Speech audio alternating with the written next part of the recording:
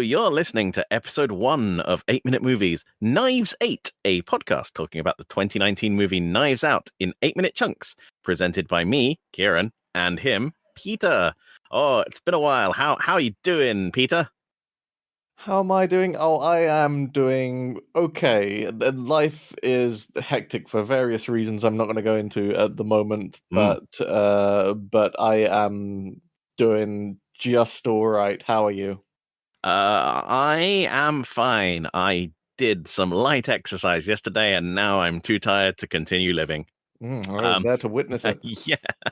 It's gotten worse. It turns out that if you don't use your legs for 2 years and then you do, they're bad. They're bad legs. That's right. Keep at it. The situation improves. Yeah, I was very recently in very much the same predicament. Yeah, I know, right? Yeah.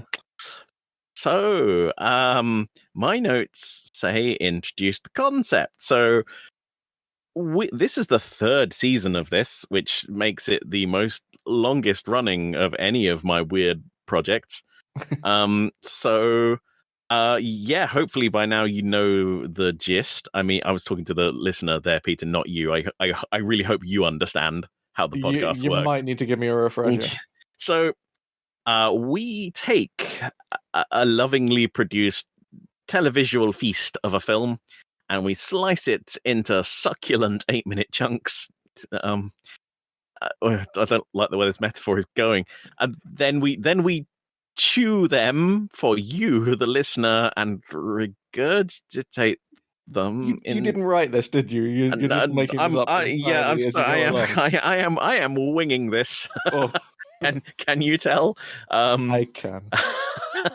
Yeah. Okay. So we take a movie, we break it up into 8-minute chunks. We talk about each of the 8-minute chunks for like 45 minutes, with at least an hour and 10 minutes of digressions. Yes. And at the end of it all, we've all enjoyed a film together in a way that the people involved in the film were not expecting or are desirous of. That sounds about right, yes. We have arbitrarily cut this film into 8-minute chunks, and we would not recommend for you to do the same. I chose the number 8 based on my careful research into cinematography, and not because it was just one of the first numbers I thought of. Kind of lucky I didn't think of like 100, because like, wow, that would be a podcast. Yeah, I wouldn't have done that one. 100-minute movies. Yeah, no, we only talk about the first 100 minutes of a film. Everything after that, if it hasn't got good by then, forget it. Yeah. I mean, some films are just 90 minutes long. What do you do there? We just sit in stoic silence for the last 10 minutes of like, I feel like we're in one of those digressions already. It seems that way, doesn't it? Yeah. All right. So moving on. So this season, we're going to be talking about Knives Out, which is kind of a little bit of a departure from our previous 2 series. Series is already plural. The previous seasons of this, we have covered The Thing and Alien, 2 classic sci-fi horror films. And Knives Out isn't a sci-fi horror film. It's a murder mystery film. And it isn't 40 years old. It's 4 years old. Yes, so this is a little bit different, and I think another way in which it is a bit different to what we've done before is this is a film that we are both quite big fans of. Yeah, I would still say I've seen it more than you because I've got that brain thing, but yeah, you are still much more of a re-watcher of films than I am in general, so you will have seen it. And also, we are still retaining the thing where you tend to do all of the research, and I just ride your coattails through this experience. Yeah, thinking about it now, what a fucking chump I've been, dedicating days to writing notes for this when I could have just made you do it. No. Oh, okay, yeah, but Yeah, the reason we picked Knives Out is because we both really like it, and there's a lot going on. It's a sort of really excellent modern take on the whodunit. Sort of really deftly switching between genres a couple of times as it ticks through the movie. Mm. I I am a real big fan of murder mysteries and whodunits and all that kind of thing. And like when I saw this, I was blown away by how good it were. Yeah, and I would say I'm not quite as big on the genre as a whole, but I do like it a lot. Mm. I've watched a lot of them. I like them, and I think this is a really good one of those. And I think we both saw it together actually at first. Oh yes, we did. Yeah, and we've both really liked it, and we've watched it together a few times since then. And just when the topic came up of which one to do next, we thought of maybe just carrying on along the theme that we'd done before, and then one of us, I don't even remember which one of us, mentioned this one, and it just felt like something that would be a nice change. All right, but let's face it. The reason we're doing Knives Out is that one of us thought of Knives 8, and like once that was done, we couldn't not use it. I think that was you, and that did actually seal the deal. Oh dear. In my notes, it says, "Have you seen Knives Out, Peter?" I have seen Knives Out several times. Yeah, and I was with you for many of those times. I don't know why that question is there. Mm. Let's go for we started with this with Alien and possibly The Thing. I can't remember where we read the Google synopsis of the film and kind of gave that a little spicy analysis or Okay. or spicy anal, as the kids say. Uh, Google synopsis of the film. Harlan Thrombey, a reputable crime novelist, is found dead after his 85th birthday celebrations. However, as Detective Benoit Blanc investigates the case, it unravels a ploy of sinister intentions. Oh, that's good. I like that it uses the word ploy. How often do you get to say ploy? Not that often. Say ploy, Peter. Ploy. That's Ploy. See, quite fun. it's good, isn't it? Yeah. Yeah. It's got that plosive. Everyone at home is glad that we bought these pop screens. Yeah. Yeah, I'm gonna use that more now. Ploy. Ploy.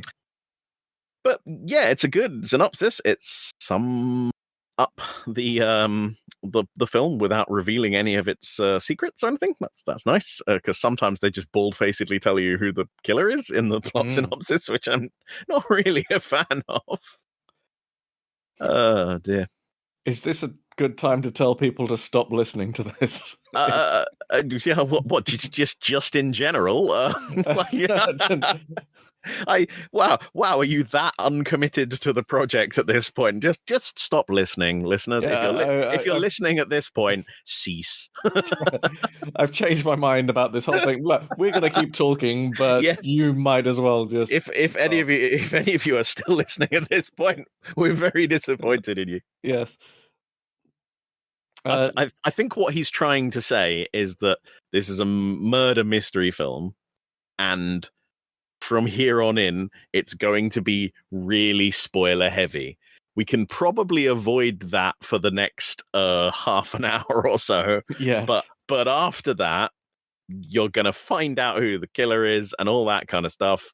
And we don't want that to be the way you interact with this movie. I was trying to remember the word experience, but fine, we're going with interact. Go and watch Knives Out. Just in case any of you were tempted to watch this in 8-minute chunks and then listen to our podcast about that 8 minutes and experience the film that way, which, as we've said, is a terrible idea. People keep doing it, I think, just to anger me. We will be talking about things that happen later in the film as well. Reference will be made to events you might not know about yet. So do that approach at your own risk, or as I might otherwise say, don't do that approach. Okay, that was taking your medicine today. Fine. Yeah, going back to the movie summary, just very briefly. I sort of noticed while reading it out and while looking it up that there's a certain vibe you have to get into for writing these movie summaries. Um, it, uh, it's kind of hard to describe, but it has to be like a descriptive sentence at the start, little bit more. And then at the end, it's like, oh, enticing thing to drag you into watching the movie. And like, they're all like it. So, I suppose when it's your job, yeah. you get into a formula. But it works as well, which is like, I read that as synopsis and I was like, ooh, a ploy of sinister intentions. I was like, I know the ploy of sinister intentions. I've watched the film perhaps 20 times now. Oh dear. We usually start these things with a little bit about the movie, which is basically me copy pasting the description from Wikipedia, but I've got dulcet tones, so why don't you just chill out? And Kieran, why don't you write your own synopsis? Why do you steal it from Wikipedia? Like, just stop, okay? Just stop. Very confrontational, this podcast, with the listener.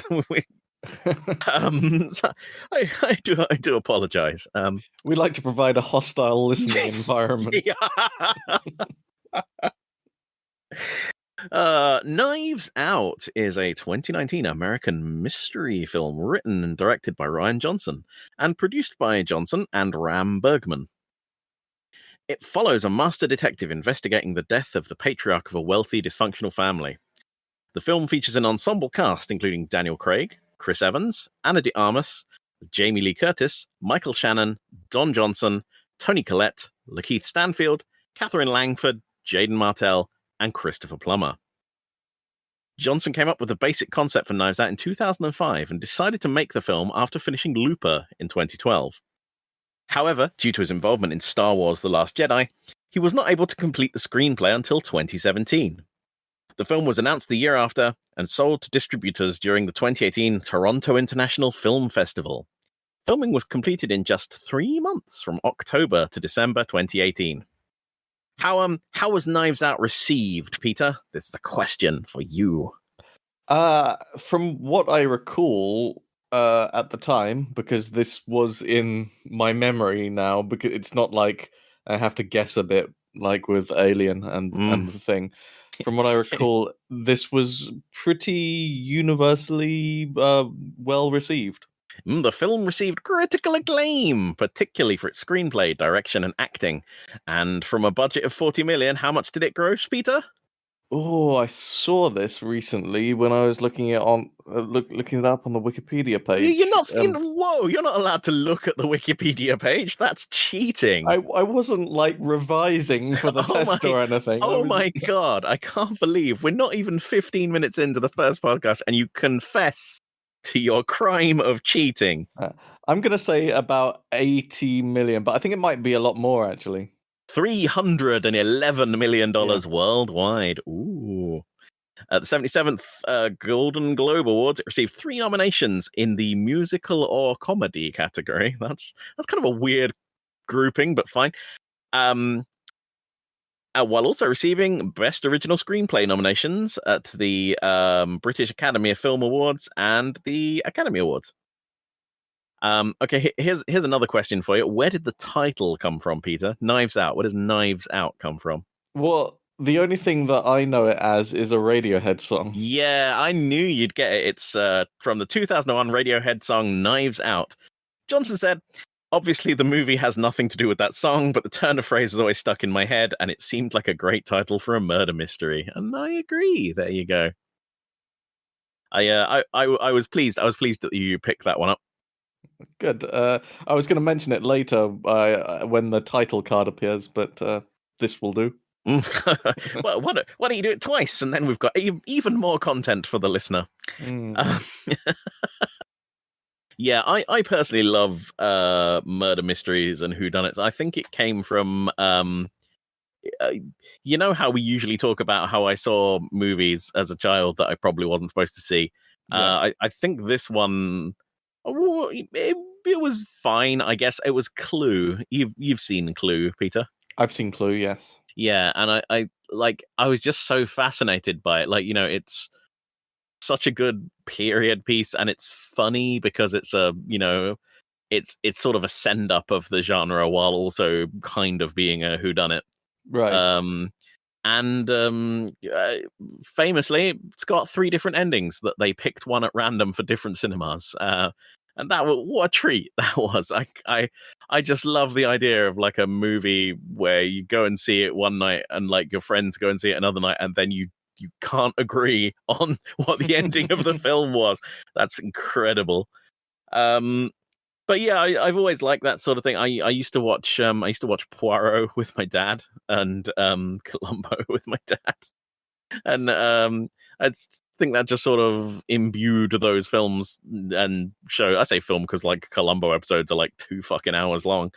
I mean, we've watched a lot of Columbo together, haven't we? Yeah, no, but also I did a project like with friends a long time ago. Well, I say project, it was just some dumb shit we were doing where we were watching Columbo episodes and skipping to like 10-15 minutes in and starting the episode from there because I don't know if you know, listener, but the start of a Columbo episode is basically you witnessing who the murderer is and what happened, like, and how the murder was done.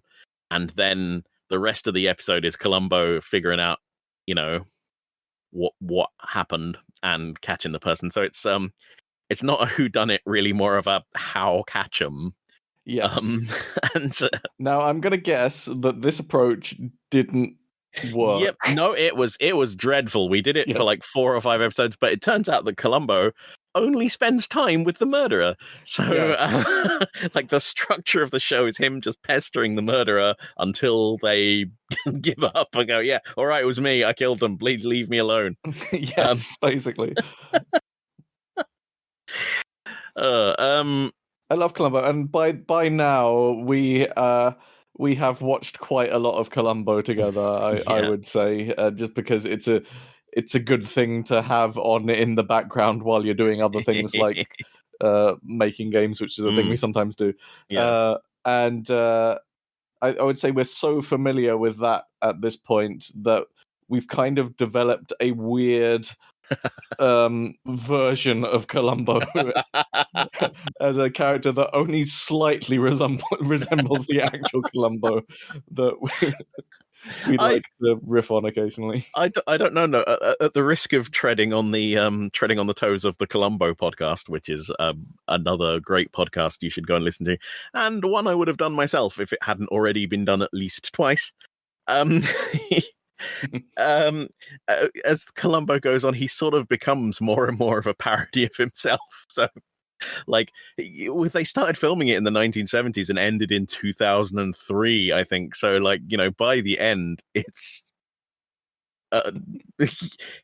he's just all of the Columbo stereotypes being deployed one after another.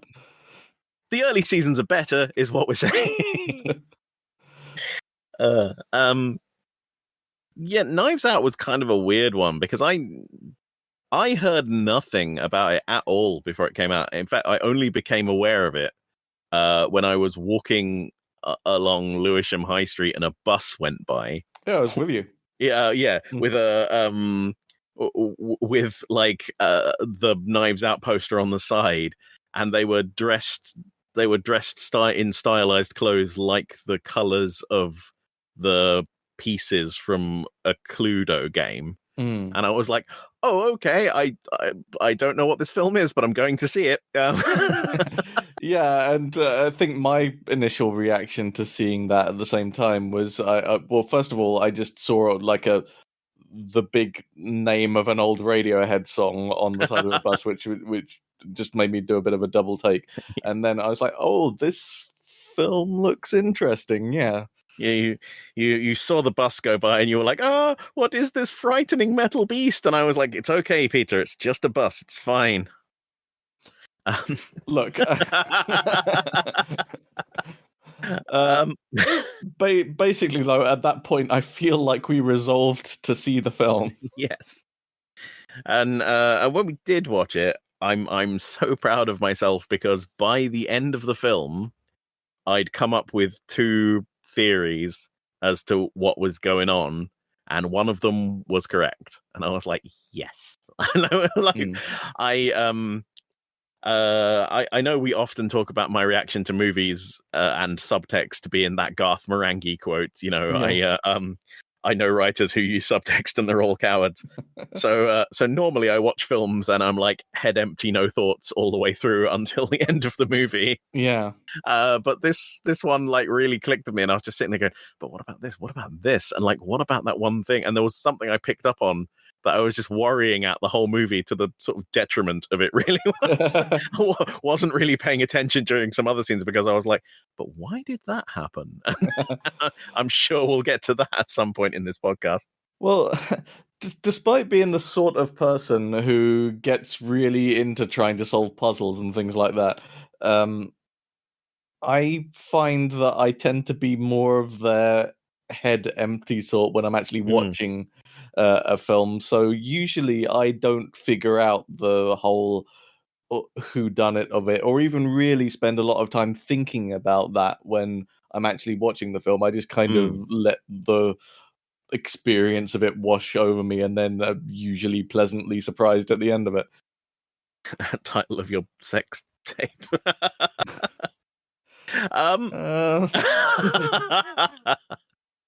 All right. I think it's time for 2 back-to-back games, Peter.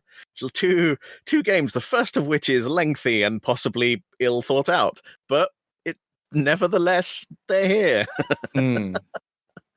Are you ready for a game? Sure. I mean, I've got no choice here.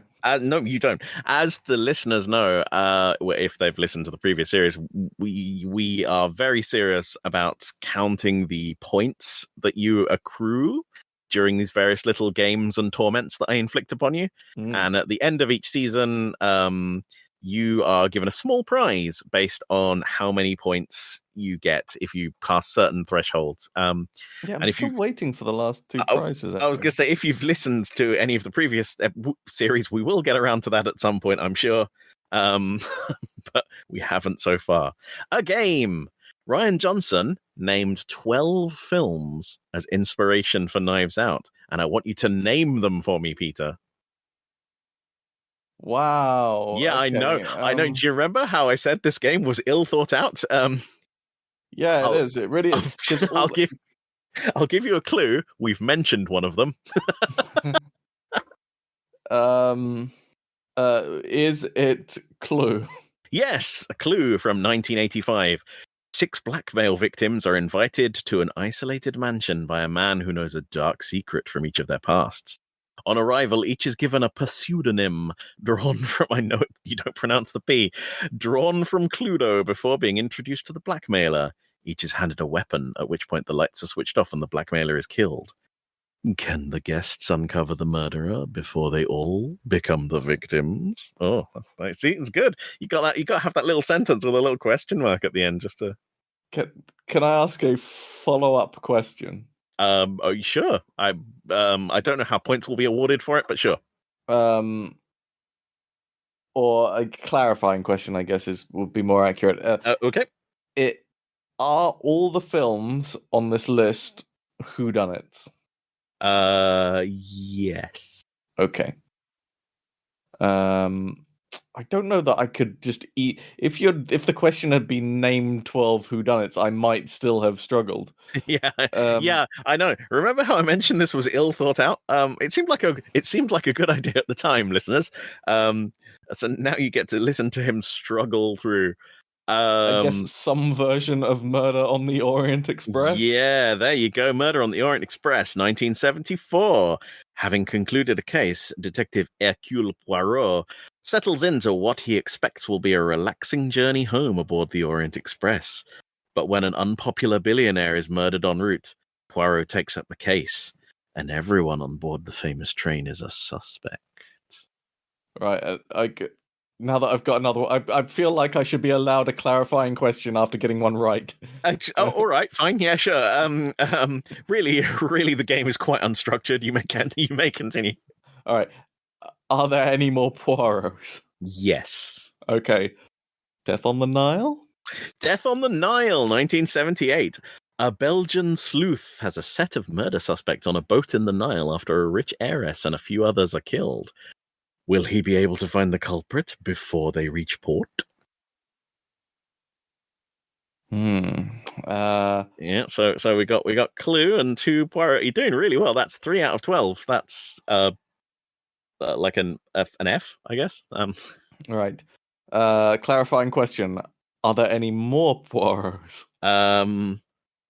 We are out of Poirots. Although I will give you another clue at this point. One of these films we watched while making, I think, The Wager, or one of those games we worked on. And, it's probably Fix, Fix, Bang, Bang, actually. And it sent us into a temporary state of derangement regarding one word. Oh, God. Yeah, that's going back a year or two. I sort of remember the situation that you're talking about, but I don't remember the film or the word. Oh God, was it? Oh, hang on a second. Oh, hang on a second. Shit, what's it called? Hang on. Murder by Death. Yes, Murder by Death, 1976. 5 diverse, infamous private eyes are invited to the mysterious Lionel Twain's castle for a dinner party. There, they are told that Twain plans an unsolvable murder in the house at midnight, and he will pay $1 million to the one who determines the killer. But when Twain's blind butler, Benson Mom, dies long before the deadline, the stakes go up for the trapped sleuths. Yeah, it was Benson Mom. Like, for some reason, he's played by Alec Guinness, and he says his name is James Sir Benson Mom. Yeah. And for some reason that just clicked with us, and we were just saying that phrase over and over again. Yeah, for hours. Possibly even weeks, in a state of derangement, like a call and response. I've got to admit, I don't think you're going to get any of the other films. Okay. I told you a lie earlier as well. There's one more Poirot. I didn't see it. One more Poirot. It doesn't help me because I can't think of any more Poirots. Yeah, I didn't think you'd have seen that one. And they haven't got around to remaking it yet, so... Yeah. Okay, here's a question. Are there any Sherlock Holmeses? No, there are no Sherlock Holmeses. Oh, well, that's a pisser. I don't think I'm going to get any more of these, then. There's another famous Agatha Christie detective. Oh, God, what are the other ones? There's, they're just not in my head at the moment. I think I might have to, call it at this point. All right, so you're giving up at 4? Did you get 4 or 5? Hang on, there were the two Poirots, Clue, and Murder by Death. Yeah, you got 4. Okay, I think I'm going to have to give up at a third of the 12 films. Okay, well, then I'm going to give you a third of a point for that. It seems very fair. The other movies we've got on the list are Death Trap from 1982. Yeah, got it. A blocked playwright plots to kill a beginner and steal his script. It's interesting that I started with Death Trap. Oh, it's because they're in alphabetical order. Because it's kind of like a remake or a reinterpretation of one of the other films on this list. Okay. Yeah.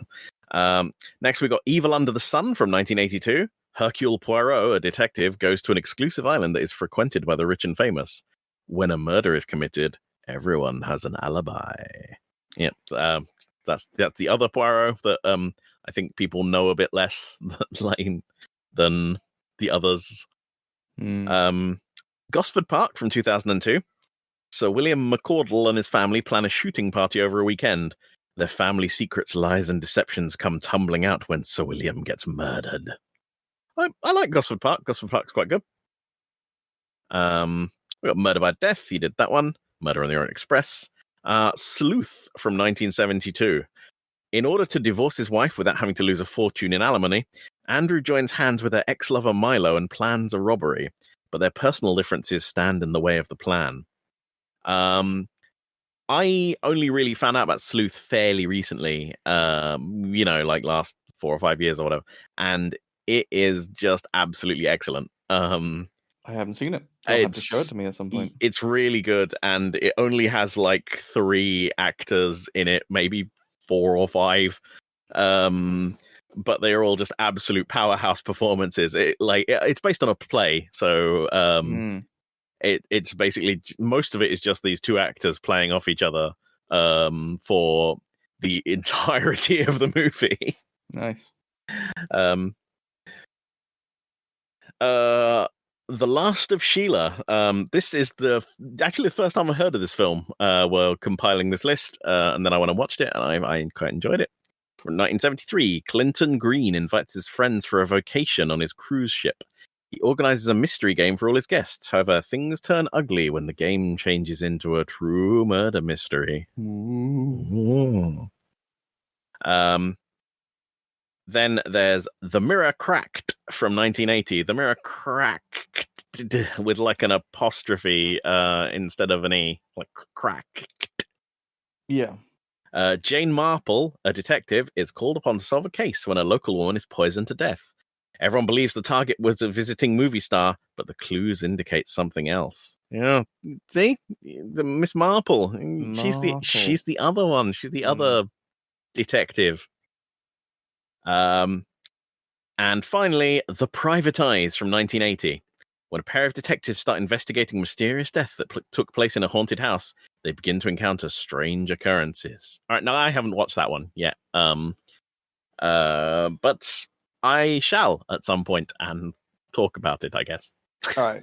I feel okay about having withdrawn at the point I did. I would not have guessed any of those other ones. Yeah, I mean, for the new listener, one of the things that we've spoken about at length in the previous seasons is the fact that Peter has never really seen a film, and he doesn't quite understand what cinema is. We went to the cinema together yesterday. And you were so frightened the whole time. You were like, who is that blue hedgehog man? What does he want from us? The answer is, of course, hedgehog? To sell toys. All right. We've reached the point in the podcast where I have to awkwardly explain a game which has not been relevant for at least 13 episodes. The first season of this show was called Here's the Thing, because it was about The Thing, the 1982 horror movie by John Carpenter, which is a really good film, like my favorite film. But there's a thing about The Thing, and that's the thing where you often say the word thing as like a placeholder word. And because that happens a lot, we came up with this lunatic scheme whereby whenever someone says the word thing, but they don't mean the movie, the monster itself, or the title of the podcast, they get a ding from a thing dinger. Yes. Like so. Yeah. So we keep these bells around for historic purposes. It's a tradition now, I guess, and traditions cannot be questioned. we tried to fiddle with the format slightly in season 2, but that didn't work at all. So I'm man enough to admit my mistakes, and that did not go anywhere. I mean, it was difficult with alien because we just couldn't change the word to alien because that doesn't come out very much in. You don't say the word alien in everyday conversation. Yeah, unless maybe we could change it to the word out. That would be almost impossible, though, would it? Maybe, I don't know. All right. I'm prepared to give it a go. We'll have thing and out. Thing and out. By the 12th series of this, it'll be almost impossible to say anything about anything. Yeah, the season 14 of this podcast is 15 separate episodes of me and him weeping on alternately dinging a bell. We've accidentally started a cult. Maybe you can do a sort of double ding if you say something with both thing and out in it.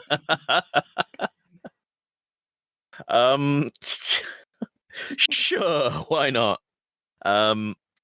All right. My note here says explain there are spoilers ahead, but we did that, so we're not doing it again. Introduce game. Okay, Peter, it's time for another game. You remember how we did a game just now and how successful and fun that was for you and the listener, and it wasn't in any way torturous and poorly thought out? I remember some of that, yeah. Yeah. All right. I'm going to show you a character from the movie, right? And you're going to tell me 3 things. Okay. Their name, like the character's name, the actor or actress's name. Yes. Yeah. And what they do. Right. Now, what's going to happen is I'm not going to do this very well, because despite being someone that knows this film and has seen this film, I don't really absorb names, and also I just don't really know who actors are. I don't pay attention to that world. I'll know a few of them, but I'm not going to be good at this. I gave you a little cheeky hint at the head of this episode by reading all of the actors and actresses who are on this out loud. So hopefully your subconscious took it in. I mean, maybe, but I was just waiting to get to the point where I was relevant again, and just let that wash over me. That bit, to be honest. Why do you just admit that you just don't listen to it when I'm talking? Prepare to receive file. Okay. I hate this. Good. It's going to expose just how poorly I absorb. Oh no! I sent you the wrong one. Don't look at that. You sent me the answers. Don't look at that. I sent you the answers. Okay. We're editing this out. All right, I'm going to send you a file now. This is definitely the first time I've done this, and it's not the answers I'm sending you by mistake this time. It's the questions. Okay. All right, so open that, embiggen that where you can see it. I'm getting it. Oh wow, that's too big. Thank you. All right, we got 10 characters for you to look at. So we're going to go through this quite quickly because of how what a clusterfuck these games have been so far. So who we got number 1? That fine elderly gentleman there. I'm going to preface this by saying that I'm going to call most of these people by their last name. Because that's much easier. Is it because they're all in a family? Yes. Okay.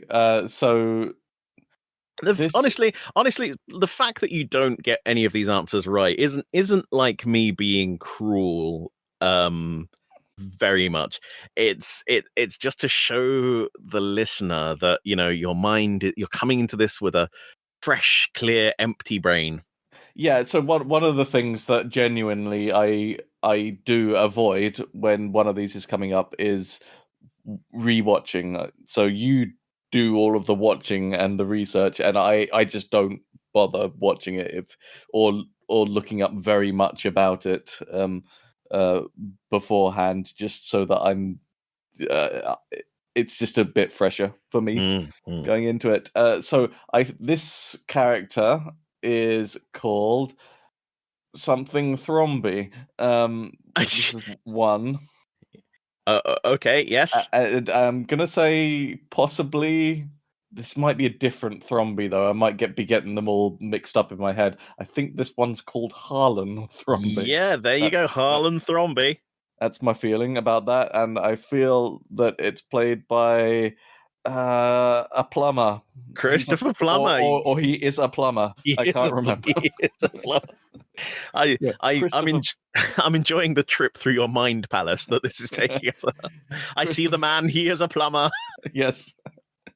Christopher Plummer, who had a long career in films. Yes, yeah, we will be talking about him at some point. Can I just say it was a real treat to finally do a show with like a relatively big cast, because boy, my research was easy. I just had to click through Wikipedia half a dozen times and I was done.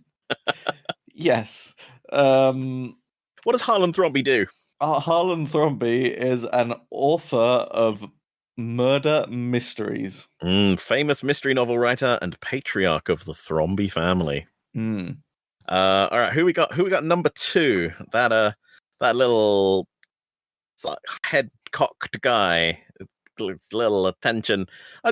Why do we do this like visual format where I kind of have to describe drawings of actors? Yeah, you'll have to provide a picture of this drawing or a link to it with the podcast or something. I'm gonna say I definitely will do that, but I will not. So there's no. So this is a picture of Benoit Blanc. Yeah, there you go. And he's played by. This is really embarrassing because the name of the actor is who's very well known and is like James Bond and shit has gone out of my head at this moment. Just list Bonds until you reach. I can't because I'm not even that familiar with Bonds. He certainly isn't George Lazenby. Are you giving up? No, shit. Well, look, let me answer the other question. He's a freelance detective. Famous gentleman sleuth brought in to investigate. Absolutely correct. And he is played by. I feel like it's just going to drop into my head at some point. I don't want to give up on it yet. I will let you come back to that one. Right. Okay. All right. So who's this doughty fellow at number 3? Now this looks like this looks like Ransom. Who is played by Chris Evans. Well done, yeah. The only reason I know that name is that it's also the name of a famous British TV and radio presenter. I know, right? I mean, like the two men could not be more polar opposite. In all honesty, very different people, but for that reason, that name has stuck in my head. And who is he's Ransom Drysdale. He's got a surname. Okay. I did not know the surname, and that's going to help you later on, I think. And who or what is Ransom? He is the I don't know what he does actually. I actually don't know what he really does in the family, but he's part of the family. Yeah, he's Harlan's ne'er-do-well grandson. A character describes him in the movie as like a trust fund layabout, and I think that's what he does. Okay, so he doesn't do anything. Yeah, that's I couldn't think what he did. Right. Okay. And we've got our first lady in the list here at number 4. The character is called Marta Cabrera. Well done, yeah. I wondered if you get the surname. I wondered if you were remembering Benoit Blanc saying it. I remember that one because the name is repeated at various points during the film for reasons. Marta Cabrera. Yeah. And I am afraid I cannot remember the name of who plays Marta Cabrera. Ana de Armas. and she plays a sort of carer for Harlan. Harlan's nurse and only friend. Oh. All right. Let's keep ticking. All right, we got a lady wearing a carpet and smoking a cigarette. So the character name I don't remember at this moment, but she is the daughter of Harlan. And she is played by Jamie Lee Curtis. Well done. Yeah, fantastic. Jamie Lee Curtis as Linda Drysdale, a real estate businessman and Harlan's daughter. All right, let's keep ticking through the family. We got number 6 here, a bearded man. This man is he called Walt or Walter? Yep, he's Walt Thromby. And I feel like the name of the actor is on the tip of my tongue, but I can't bring it to mind at the moment. I don't think I'm going to get it. What does Walt do? He handles the kind of publishing business of Harlan's. Well done. Michael Shannon as Walt Thromby, That's right. the manager of Harlan's publishing company and Harlan's son. Position here, we've got a salt and pepper guy. I mean, he's got like grey hair. He's not you know what I mean. And whom is this? Whom be this fellow? I don't remember the name, but he is the husband of character that we mentioned earlier. Was it Linda, did you say? Yeah, this is Don Johnson as Richard Drysdale, Linda's husband, Harlan's son-in-law. We're getting into the increasingly tenuous connections here as we move further down. 3 more to go. Okay, we got number 8, a lady in pink. Right. So I don't. Well, first of all, I don't remember the name or the actor. Okay. I am afraid. This is Toni Collette playing Joni Thromby. And I actually don't really remember kind of anything. I don't remember who she is in the family. She runs a lifestyle brand. Yeah. And she was married to Neil, who's Harlan's dead son. Right. Okay. So I can understand why you wouldn't pick up on that. She's Harlan's daughter-in-law who has sort of stuck around even though her husband is now dead. Right. Okay. Yeah. Because the thing that I stuck in my mind about this character is that she was hanging around, but didn't seem to be really in the family. So that gave me pause when you said that she was a Thromby, because then I couldn't think of who she was related to, but the person that she's related to being dead, that makes sense now. Yeah, Neil does not appear in the film because he's dead. Yeah, that figures now. Okay. I'm not going to do well with any of these remaining. So we'll move on to the last 2. We got a fellow with a moustache. Whom be this?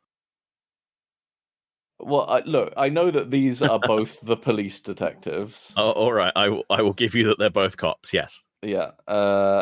I do not recall their names, and I do not recall who plays them either. Okay, so at 9 we've got Lakeith Stanfield as Lieutenant Elliot, and at 10 we've got Noah Segan as Trooper Wagner. They're both policemen investigating the crime. I think that went well. I think that went very well. It shows that you, despite your earlier confession that you've been secretly researching the show on Wikipedia, I haven't. I looked up the page once and happened to notice how much it made. That you've been crawling the internet for research in advance. I didn't even remember that. Hang on a second. I need to go back to the top and see if I can remember the name. Oh, yeah, sorry.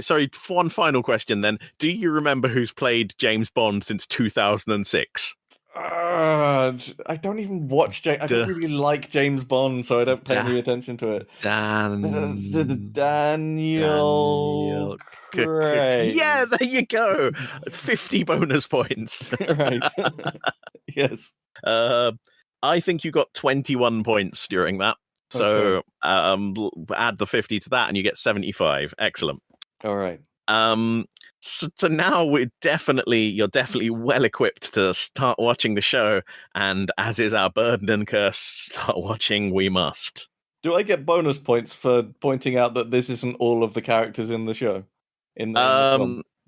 No. I'll tell you what, yeah, you can have 10 bonus points for pointing out that there are more characters in the movie than this. It's just that there are 16 characters with portraits, and I thought that game would go on too long. Yeah. And at 10, the game went on too long anyway. So one of them's called Meg. Yeah, another 5 bonus points. Right. You're at 102 points so far. You know there's a Meg Thromby. Yeah. One of them's called Meg. I'm just throwing out the scraps that my fractured memory is able to dredge up. Yeah, I went with the closest family members first and the cops. That was my Okay. That was my criteria for selecting people from the list. All right, so here we go. All right, we're watching minutes 0 to 8 of Knives Out. And how this bit works, I'm only going to explain it in this one podcast because I do it every time and it's fairly obvious what's happening. So I read out a bulleted list of action points which sum up a little thing that's happening on the screen or whatever. And if we want to talk about it, we do. Otherwise, I just keep reading and we all get to go home early for tea. A slight difference between this and the previous shows is that the first and last episodes of the show are going to be quite information dense because it's a murder mystery and they're trying to front load you with as much information as possible so so that you're put in the mindset of being able to see everybody, and the last few episodes are them wrapping it all up. So the first episodes of this show and the last episodes are probably going to be longer, and I'm going to be probably doing more talking. So if you don't like my voice, why are you listening to my podcast? As we always say, listening environment. Yeah. Hey Chelly, it's our new podcast. We love you, listeners. I'm sorry that it's been so aggressive. I'm sorry this podcast has been like, year 16 of the marriage. All the things that used to be endearing now just piss us off. Ha! You said things, and it counts because it's the plural of thing. Fine. Yeah, okay, so with that, let's listen. We see a large country manor surrounded by fog with dogs running outside. Slow motion dogs. The dogs here are running from one trainer hidden out of sight to another hidden behind the camera. They had a lot of trouble getting the dogs just run near the camera without going to the cameraman, so they had to build a little ramp here to get them to go around the camera guy rather than straight up to him. Why do you suppose they went to all the trouble? Was it just to give some movement to the exterior shot they were going to linger on for a bit? Yeah. I plus, dogs. Everyone likes dogs. Sure. Inside, a woman is preparing breakfast. And over this all, we're starting to get the soundtrack, which is done with a string quartet, which is it's an interesting choice because it's done in a I would say the style that the string quartet is done in, I would describe as maybe kind of early 20th century classical style. There are lots of different early 20th century classical styles, but that's about where I'd place it, somewhere in there. I don't know quite enough about how to distinguish the different styles to be able to place it kind of more accurately than that. And I was going to say that's fairly modern, but actually that's over a century old now. That I style, so it does kind of give the film a bit of an old-fashioned air, as well as it does make the story seem a bit more self-contained than something that has maybe a big bombastic orchestral score as well. Just four instruments. I believe they're playing in the mezzo piano style. You can believe what you want. That's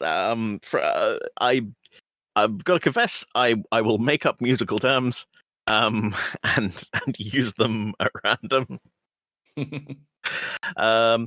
It's interesting that you say that it's a sort of dated style, because it sort of matches the decor of the house, doesn't it? It's not like a modern building by any stretch. I mean, they're not laying the datedness of it on thick, because I feel like if this were something like Poirot or something like that, they'd evoke the idea of it being in this kind of old mansion by playing something that was fairly kind of a bit more traditionally classical or something like that. Yeah, oh, absolutely. And this isn't doing that, but it is going with string quartet, which is kind of a old-fashioned way of arrangement, and it is and it is going with a style that is now, I guess, a century old or more, and so you're kind of getting the vibe that this place has been around for a long time. The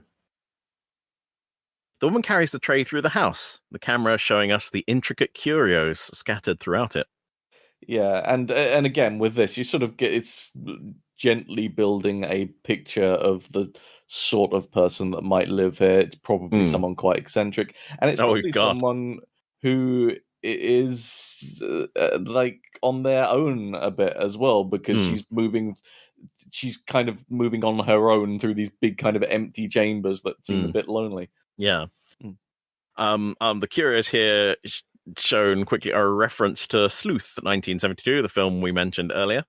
Oh yeah. The sailor in particular is a reference to they have a very similar one in Sleuth called Jolly Jack Tar. Sleuth is a favourite film of Rian Johnson's, where the main character, played by Laurence Olivier, is a successful crime writer who lives in a big house out in the woods. Right. Does that sound familiar in any way to you? It does, and I think probably if you're sharp enough looking at these, you're probably going to guess that it is some sort of mystery author that there sure are a lot of books by the same author. Yeah, and I think we're about to get that confirmation as well. Here we get the fact that everyone knows about this movie. The portrait of Harlan Thrombey wasn't finished in time. It was digitally added in post-production. On set, it was just a green screen and a frame. The fact that it wasn't going to be ready in time let them play around with the portrait a little in subsequent scenes. You got to keep an eye out for the portrait because it changes. I didn't know that about this film, so you can point that out to me. I did, and I have. I mean, when the changes happen, you can point that out. Oh, okay. Well, yeah. All right. Well, we'll keep an eye out for it. All right. She takes the tray up to a bedroom, which hasn't been slept in, calling out, "Good morning, Mr. Thrombey." Okay, so hopefully we've figured out that, it is the author of these books that we're dealing with. And we've got a note here that the art director, Jeremy Woodward, had to figure out the entire canon of Thrombey's work, which was for 4 decades worth of books, with the book jackets like based on mystery and thriller novels of the time. and like how they change from decade to decade. And I would love to see them all, honestly. Like, you know how they like think of Stephen King, obviously, the books have started, in the 90s, it would be like a black book with a knife on the cover and blood, and how that has and the title would be in silver text embossed above the page. Absolutely. Yeah, and how that's changed now, because obviously he's still publishing in up to 2019, which is when I think the film is set. Yeah. So, do you happen to have a list of some of those book titles? I don't. But I will. I've got one somewhere, but I don't have it to hand. I'll get some for the later ones. A lot of them are kind of in-jokey titles that refer to the plot of the movie. That's fun, which is nice. Let me make a note of that. She takes the tray along the hall and kicks the wainscoting, which opens a hidden door and goes upstairs again. I learned the word wainscoting, and I will use it here. Okay, fair enough. I kind of like this detail where she's not alarmed at this point. It's a little unusual not to find him in bed. But... Yeah, this is a thing he's doing all the time. We're getting the picture of Harlan as an eccentric guy. Yeah, from all of the cute but weird little curios he's got around the house.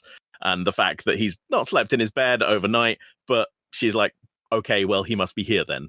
Yeah. Wainscoting is like wooden paneling. Okay, look, you're only going to be able to get so much mileage out of your knowledge of the word wainscoting. Now I've decided to use it in every episode. Listeners, if you ever hear me use the word wainscoting again, write my name and address on a £5 note and put it in a post box. Look, this wainscoting ploy of yours isn't going anywhere. the wainscoting ploy by I couldn't think of the name of a famous mystery author, and I realized I could have just said Harlan Thrombey. I could have just me. Podcast is over. Sorry, I'm going, guys. Sorry. Goodbye now. Bye. They wrote in and they wanted me to come back.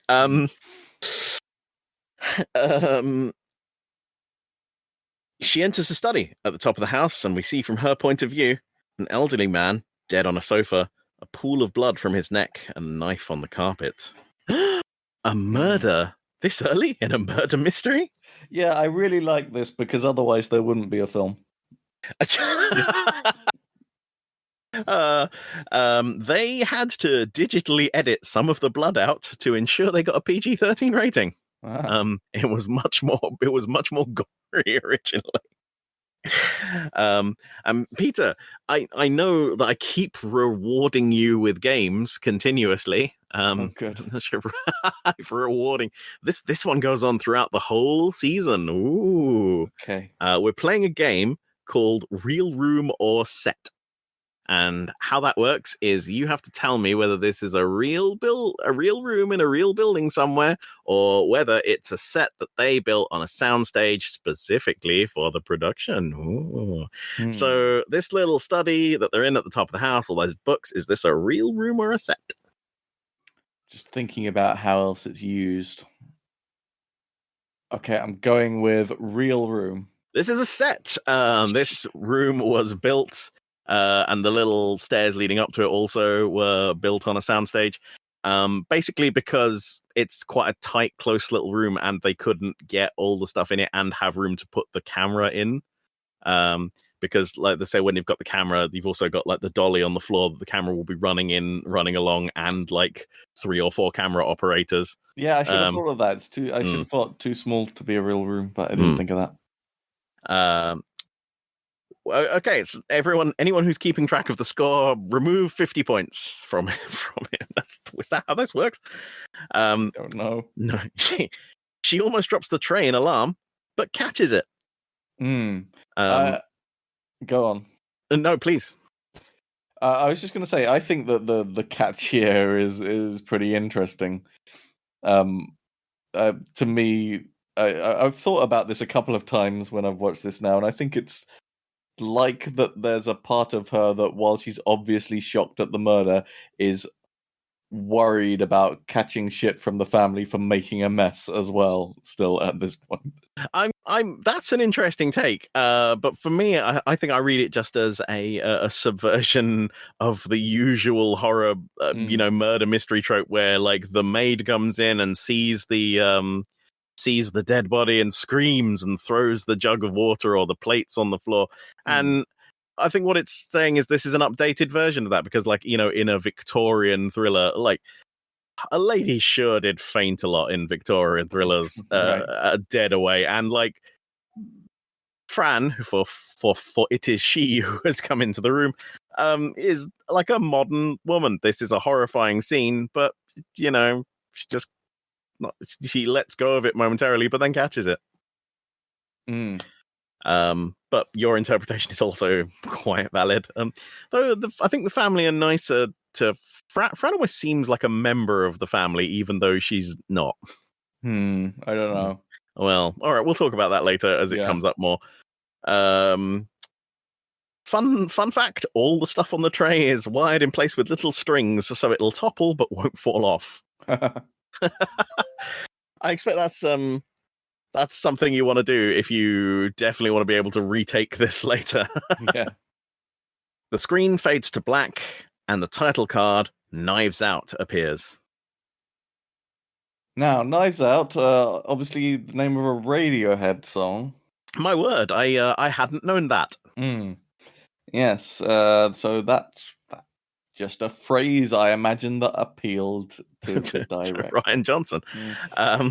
Yeah. No, the only thing I have to add about Knives Out is that in one of the first jobs I had, I worked with someone who occasionally did a little bit of DJing, and was once DJing for for just, I think it was like just an old people's home or something, when right. at around the same time that album came out, and he decided to just put that song on, and they just carried on dancing happily.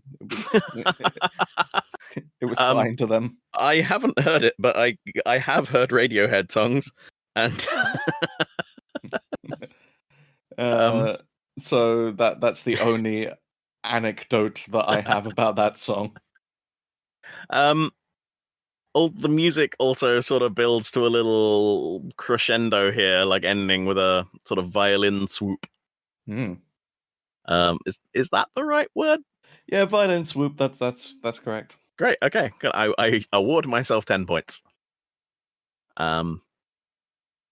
We cut to a young woman suddenly waking up in bed, alarmed. She looks distraught. We get a title card. 1 week after Harlan Thrombey's demise. Oh, good use of demise.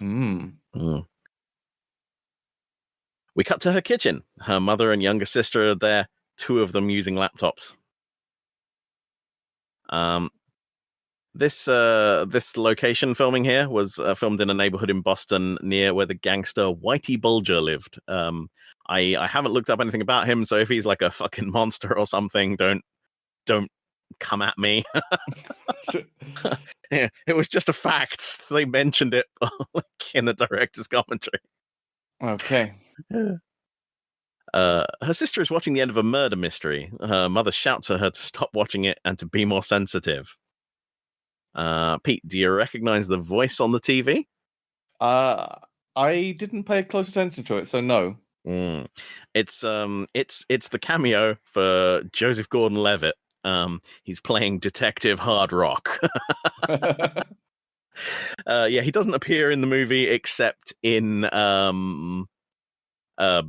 little cameo here, but he works with Ryan Johnson on a lot of movies. So okay. Yeah, he's in Looper, for example. I see. Yeah.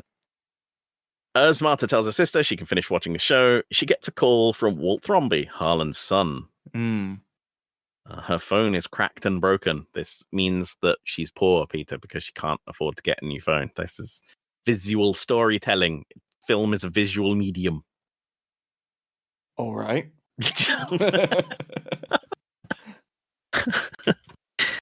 He asks her to come to the house as the police have questions for everyone.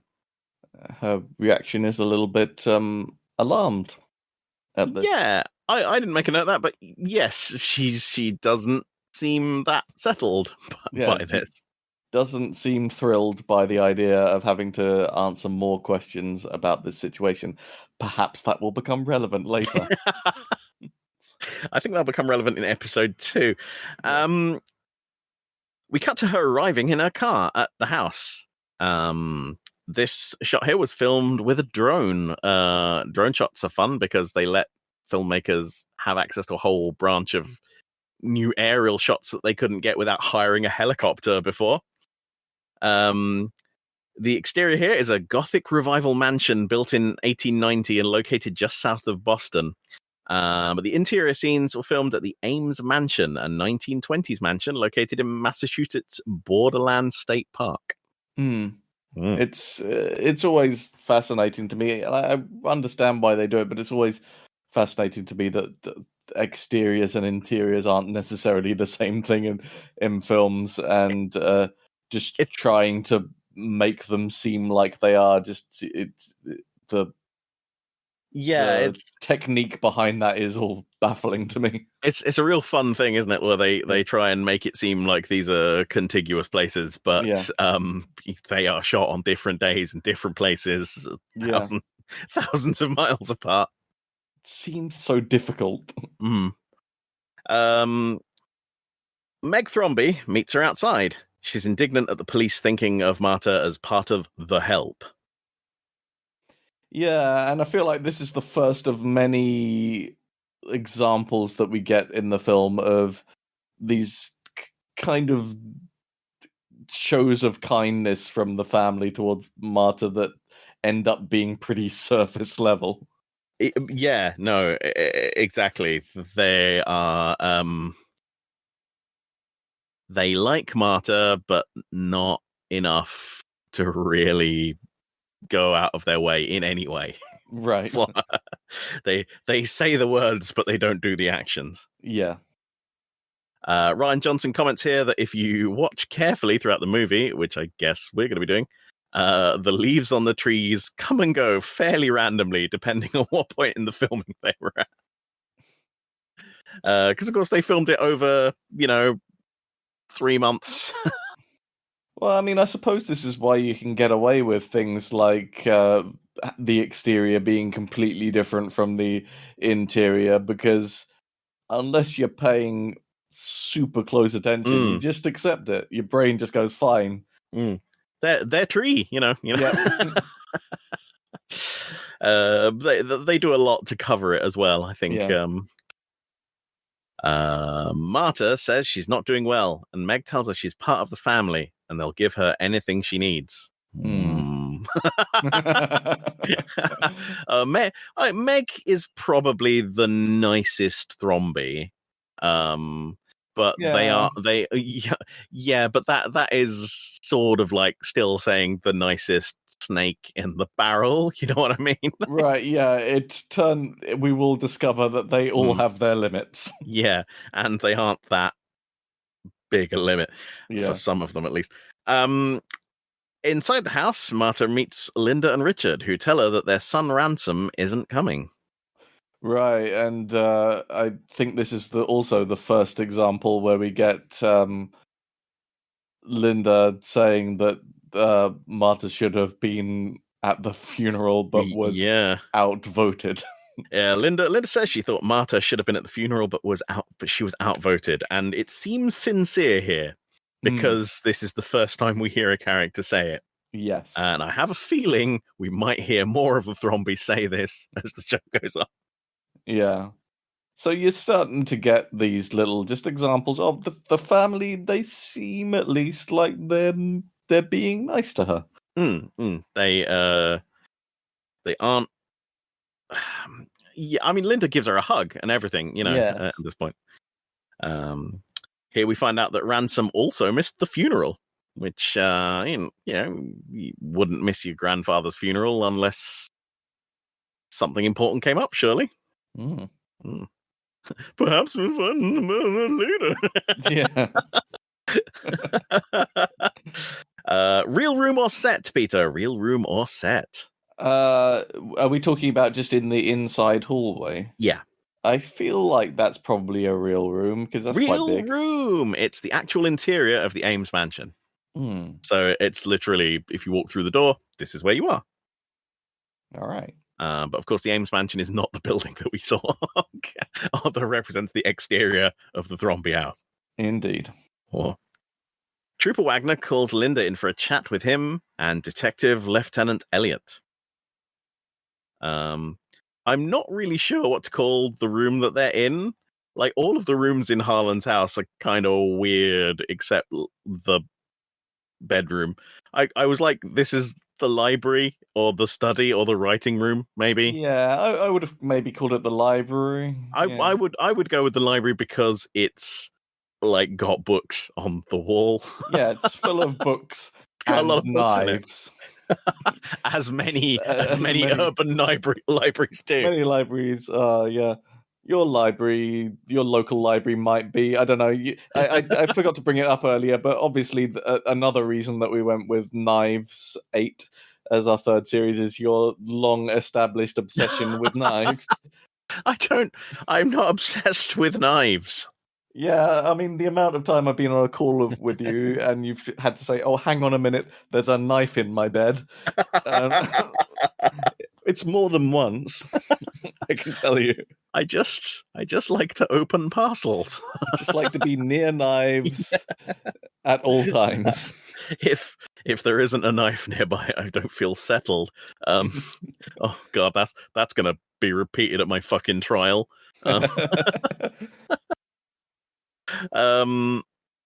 Real room or set, Peter? Real room or set? This feels. I was gonna say this feels big enough to be a real room. Well done. It is another real room, another real location. But this isn't inside the Ames mansion. It's filmed in another nearby mansion. Okay. I'm gonna need you to come up with a jingle for real room or set. Here we see Linda, Elliot, and Wagner, and Benoit Blanc is here, but he's out of sight. You don't see him at this point. Yeah, I think you see his legs. You can see a leg. Yeah.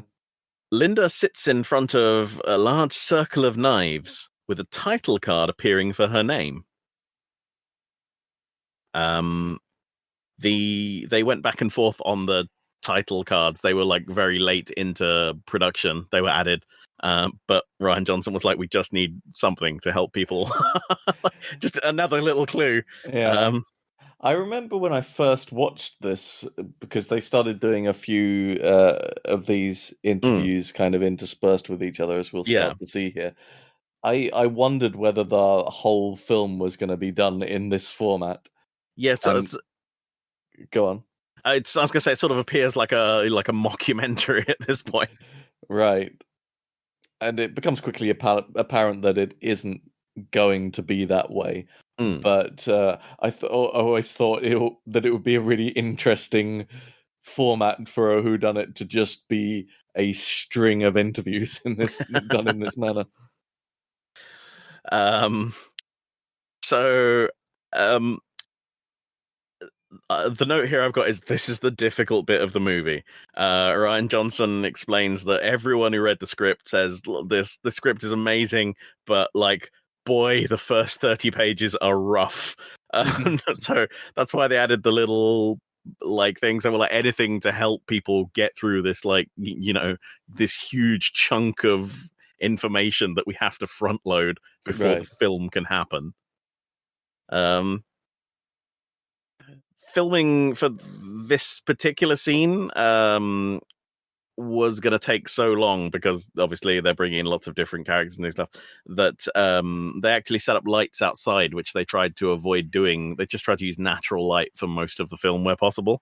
Right. But a thing they had to do as well, because Linda is wearing glasses, is set up a light in front of the camera above her head in the shape of a window, so that it casts the right window-shaped reflections on her glasses.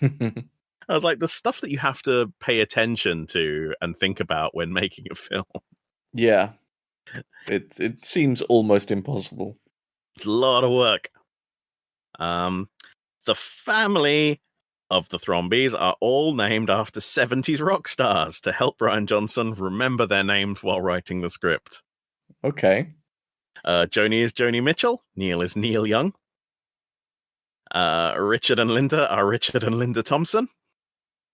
Walter and Donna are Walter Becker and Donald Fagan from Steely Dan. Ah, yes, Steely Dan. Steely Dan. And of course, Benoit Blanc's first name is Steely. What? I don't know. Linda explains the setup with appropriate flashbacks. So as you said here, we're sort of interspersing the interviews between person talking in the present and their view of events in a flashback. Mm. The family was all in the house for Harlan's 85th birthday. All the family was there, and Fran the housekeeper, and Marta, Harlan's nurse. Ransom left early. So where do they say that Marta is from this time? Ecuador, I think. Ecuador, right? Ecuador, okay. Yeah. We'll see what they say next time. Yeah. keep track. If you're listening at home, keep track of where the family think Marta is from. It was actually quite difficult to film this particular sequence because they're filming in a private home. That's what the big mansion is. So they had all the crew with little plastic booties over their shoes to protect the floor. At this point, a piano key is played, showing us a man lounging in an armchair behind Detective Elliot, who moves on to a different question. Who is this masked man? He's not masked, he's just in a chair. But the key he plays on the piano is an F key, Peter. It's an A key. In my notes, it says it's an F. Okay, but it's an A key. It cannot be an F key from the way that it looks on the screen, and also I played my A key after looking at it, and it's that note. It's an A key. It sounds like an A, and it is an A on screen as far as I can see. It's a little bit of a weird angle, so it's not definite, but it looks like an A, and I believe it is an A. Listener, if you're just tuning in at this point, I'm deliberately antagonizing Peter for my own amusement. Yes, we had a lengthy conversation before we started recording about what key this is, and I just want to firmly establish that it's an A. Look, someone on the internet, like in an unverified source, says that it's an F. And who am I to trust you over them? Look, I'm willing to say I could be wrong, and maybe it's a G just because of the weird angle it does. It's not completely clear, but the one note of all notes that it isn't, actually there's lots of notes that it isn't, but it definitely isn't an F. It makes F makes no sense here. Not everyone arrived at the party at the same time. Hang on. Before we move on from this, are you going to talk about F again? Well, no. Let's talk about the piano key being played in the first place. Yeah, that's true. Because this is really the first thing that our detective Benoit Blanc does in the film, right? And I've seen different people say what they think the reason that he plays the note is, but I wonder whether you had any perspective on why this happens at this point. If you watch it closely, whenever he plays the note, Detective Elliot asks the same question to the people he's interviewing. So it's just sort of like a reminder for him to get him to ask this one question, which is, what time did you arrive at the party? Because he's trying to establish if everybody, basically if there was some time where someone could have been like, haha, I am doing something else suspiciously now. I was wondering whether it was something so that if he listened back to the recording, he'd hear, oh, yes. That's an important thing. I hope so. Maybe that could solve our editing woes. If whenever we need to do an edit, you could simply press the F key on your piano. Look.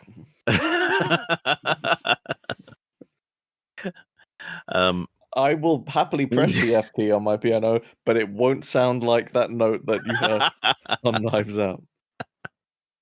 Not everyone arrives at the party at the same time. Richard has arrived early to help with the caterers. We find out that Linda runs a real estate company in Boston, where Richard also works. Her quote is, "It's my company." He works there. Linda was very close with her father, with whom she had her own secret way of communicating. She says you had to find a game to play with him. Now, when she said this, and more important later, the way she said it and what she says made what actually happens pop into my head. We could talk about this. Harlan and Linda communicate via like notes written in invisible ink because he's a mystery thriller guy, and that's the sort of game he would enjoy. So when she's saying you had to find a game with him, that's the one that they've picked, right? And it will come up later. But I think there's also like a hint of regret in the way that she talks about this as well. Yeah. That she didn't have a more kind of direct relationship. Oh yeah. With her father, and that things had to be done in this kind of weird way. I think it's they're all very, I'm gonna say independent, but I'm using that word quite wrongly. They're all fiercely independent, except in that they are deeply tethered to Harlan's purse strings. Right. They'd like to think of themselves as... they all think of themselves as self-made men and women, but they are not. They are absolutely not, and they are very dependent on Harlan, and I mean, think that becomes much more important later. We switch to Richard in the same chair, a title card introducing him. He says, "Well, everyone idolizes their dad, right?" Immediately, everyone disagrees, and Richard is like, "Yes, I also disagree. I don't know why I said that." I quite like that whole that section. It's quite funny, and I guess it. Yeah, I think it's kind of lampshade hanging the whole thing of people just saying these things, which are kind of they sound acceptable when you say them, but when you actually think about them for more than about a second, it's nonsense. Oh yeah, it fits into that general category of platitudes that people say in certain situations where, like, you actually go, hang on, no, like, sorry, the entirety of human experience is much more than the stead little phrase that you've trotted out there. Right. If you think about it for even a brief moment, it's nonsense. In the flashback, Harlan receives his birthday cake with Linda and Richard lovingly standing behind him. We will talk about this more in episode 2, but it's really interesting to me. A thing that this movie plays with is every single person in it who experiences a flashback is an unreliable narrator. They are like, it is the events from their point of view, and all of the Thrombies are really self-centered. So we've seen that Harlan's getting a birthday cake, and Linda and Richard are like just standing there with him, and like maybe some of the other family might remember the events of the night differently. Right. Richard says that Linda loved him, and Elliot says that all of Harlan's children seem like self-made overachievers. And that brings us to the end of 8 minutes. Oh, it's we cut right in the middle of the word, but I thought I'd just, he says over and I was like, well, our achievers, fine, it's quite clear what he's going to say. Fair enough. Yeah, so I would say in terms of the 8-minute chunks that we've established in these films so far, this kind of cuts off in the middle of stuff. It's not very clean. Yeah, it's not a great one, but like as I mentioned earlier, the format of this movie is kind of like there are 30 minutes of like desperately cramming information into you. Then there's a movie, and then there's 30 minutes of denouement. Yeah.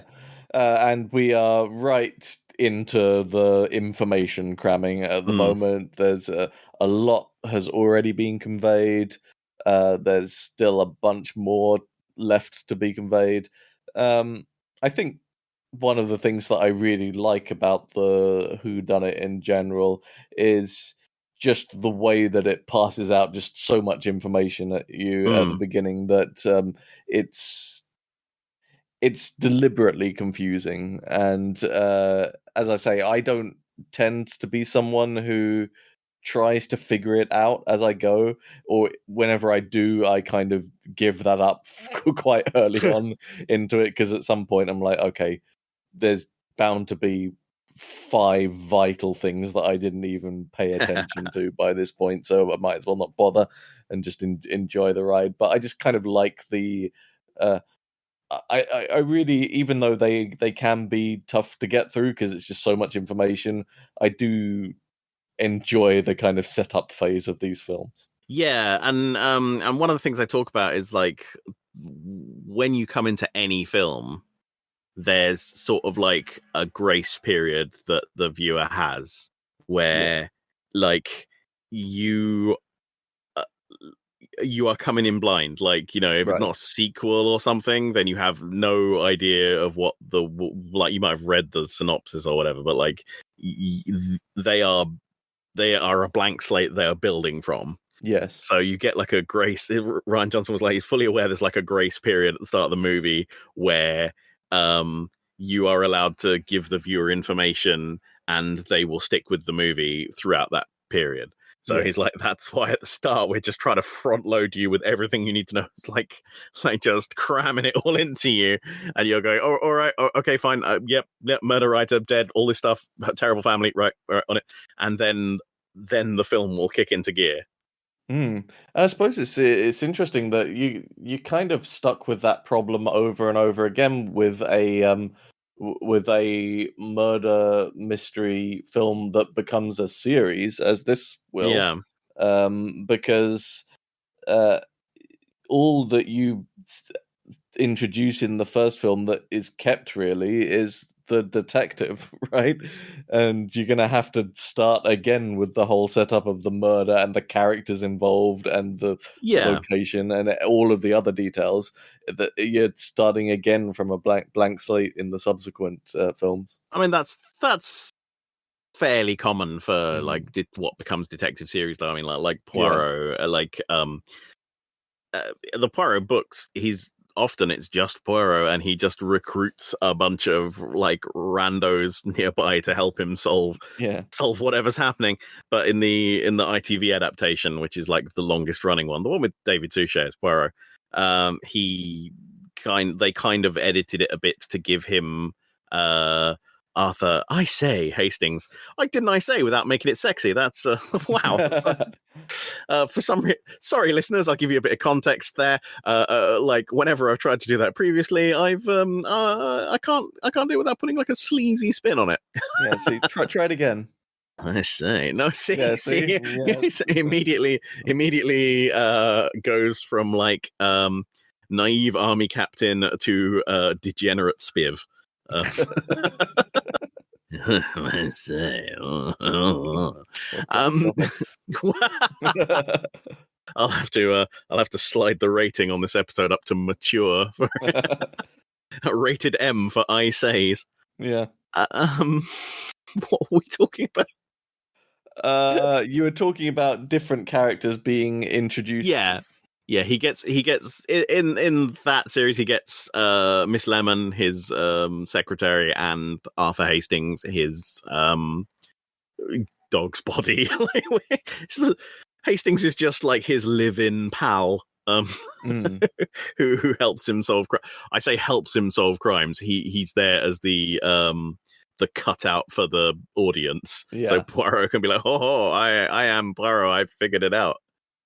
I suppose it would be interesting to see how they handle the introduction of our detective in subsequent, in the sequel Yeah, that's upcoming, yeah, because because we we know haven't about even Blanca. really had the introduction of the detective yet in this. Really, we've had Yeah, him play a piano key. That's it. an F, I believe. It's Um, on, okay, uh, I'm not doing this you're not anymore. rising to. No, I mean the whole podcast. No, God, no. Oh, I'll have to find another guest.